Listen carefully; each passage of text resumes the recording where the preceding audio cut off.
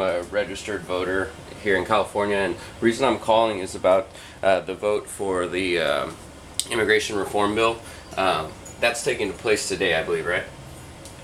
Okay, I was just curious. I had called the office before, and my main concern is the addition of the national ID to that legislation. Has the senator made any comments about specifically the national ID and the plan for that to be instituted along with the reform bill? I think that I would note first that Senator Boxer is a strong supporter of privacy. The one part of the bill, which I think you're talking about, is the E-Verify expansion.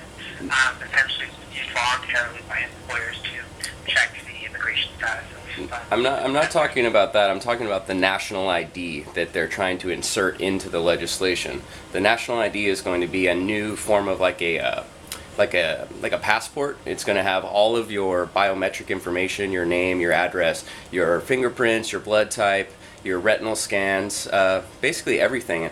The reason I'm calling about that, it was hidden in typical of the legislation. Most people don't even know it exists.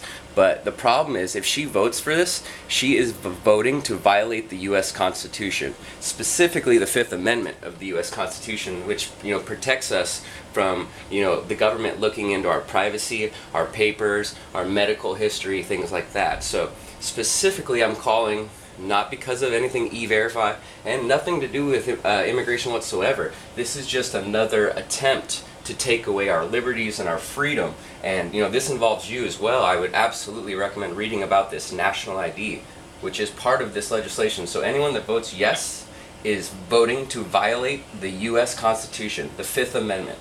So she will be basically saying she does not support privacy and freedom if she votes for this. Now, she can vote for immigration, and that's a great idea. Our country was built on immigration, but the problem is this specific legislation is very flawed and it's unconstitutional.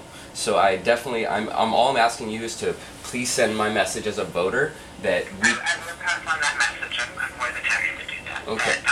For the national ID and the immigration bill. Yeah, we need to stop this vote and rethink our plan, rewrite this, and remove that specific thing, because just like yourself, if you're walking down the street with this ID card in your pocket, anyone can copy your info. It's very easy to scan these, what are called RFIDs. So at the end of the day, a vote yes is a vote against freedom and against the U.S. Constitution and our constitutional rights. So as a voter, I will be watching how she votes, and I appreciate that you pass this information on to the senator.